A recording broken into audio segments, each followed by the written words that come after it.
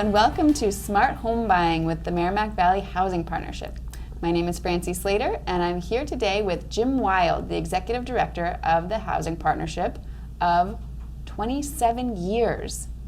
That's a pretty incredible stint, Jim. Yes, I thought it was going to be two. It's a jumping off point to something else, and it turned into my vocation, and I love it. That's amazing. So I'm here today to learn more and discuss what the Housing Partnership does and kind of why housing is important.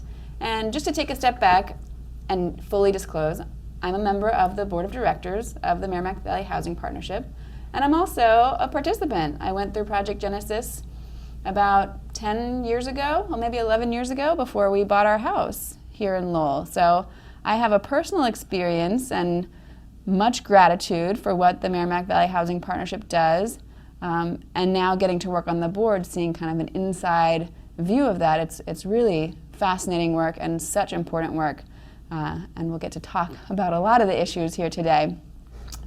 So. Well, that's great. Well, thanks, Francey, and it is wonderful to have Francey on the board, having been gone through the classes, and also I'd like to commend you for your work with Mill City Grows. When you think about over the past 8 years, what you all have accomplished is pretty phenomenal. And we're kind of in similar fields. I mean, we work in getting people into housing, which is so basic to so many other things in life. And you work with people in having people eat well and be healthy. So between eating and sleeping, we've got it covered. We're trying to cover all those basics.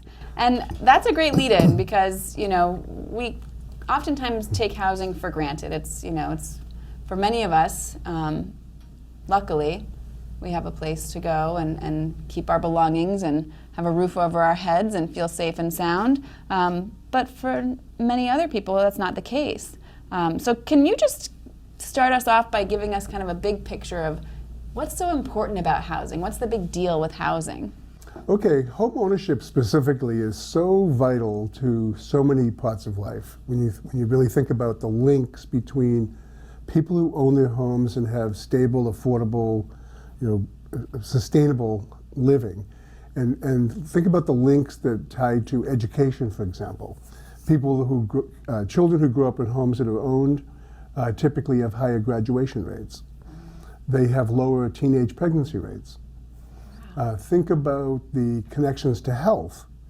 The children that grow up in homes that are owned typically have lower rates of asthma and things like that. So when you think about all the other reasons about people jumping around and being intransient and not having the psychological well-being of knowing that you're in your own home and that this is predictable and all of that. Another big connection is civic engagement. People who own their homes have much higher likelihood of showing up to vote or being involved in their community and therefore controlling their own destiny in a lot of ways. So it all makes so much sense that when a person and a family is rooted in place, they're more likely to thrive. And it has financial benefits as well because they have the ability to build equity. As they live in their house and pay down their mortgage, they can build wealth and own their home, which is so helpful in terms of so many other aspects of life, in terms of being able to afford education or other things. So homeownership is such a vital part of our social fabric. Yeah, that's amazing. And when we think about home ownership, obviously there's a long history in this country of ownership of property, of land, of wealth, and home ownership kind of sits squarely within that history. What is the context? What's the landscape, so to speak, of home ownership in this country, and what are we working with or against in the work at the partnership? Okay, there are a lot of blemishes with our history with home ownership. I mean, when you think about the barriers to home ownership along racial lines, I mean, for decades in this country,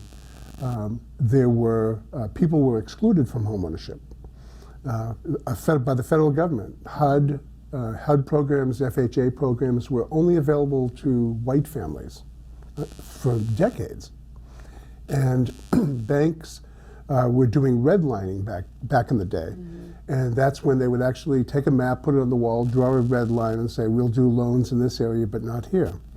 And so when you think about the collective, we have a legacy of inequality that's been caused by these barriers. Now, fortunately, things have changed in a lot of ways.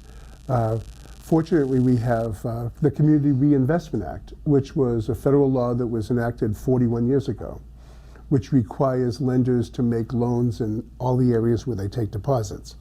And so, and things like redlining were banned. The Fair Housing Act, which went into effect in 1968, prohibited discrimination in housing. So we're definitely on the right track. We now have, today if someone's buying a house, they can get into the house with a much smaller down payment. 3 to 5% down payment is common for a lot of first-time homebuyers. Back before these rules changes, you needed at least 20% down payment. Wow. If that were the case today, I mean, so many more people would be excluded. So we've made a lot of changes. We're on the right path. However, because of the decades of people being left out and excluded, there's a whole lot of catching up that still needs to be done. Yeah. But places like Lowell, I mean, we're making a huge difference in that. Yeah, it's interesting when you talk about redlining. It's definitely I see the continuation of that into, as we were talking about, other basic need areas like food. We see that those kinds of lending practices and that kind of discrimination playing out in food access, and the fact that low-income neighborhoods are less likely to have grocery stores in them. And that means residents have less access to fresh food, healthy food. They're mostly relying on convenience stores, fast food, liquor stores, gas stations for their basic food needs. And that underinvestment in neighborhoods and all the the way that you talk about homeownership building health, education, community investment and involvement, by stripping homeownership from residents of certain neighborhoods, it really is undermining that entire neighborhood's opportunity to grow and thrive and be healthy, both on an individual basis and a community basis. So it's really interesting to think about all those threads kind of weaving together, and the legacy that we're still living in so many cases of these past practices of discrimination and exclusion. Right, but think about where we are now. I mean, Mill City Grows is thriving in the city. There are so many community gardens and farmers markets and educational tools. I mean, it's changing lives. And then, in the work of the collective work of the Housing Partnership over the years, we've helped hundreds of first-time homebuyers, buy houses and set down roots and start on the right track. So, I mean, It's remarkable. Yeah, it is, and it's so wonderful to be part of it. It really is. It really is.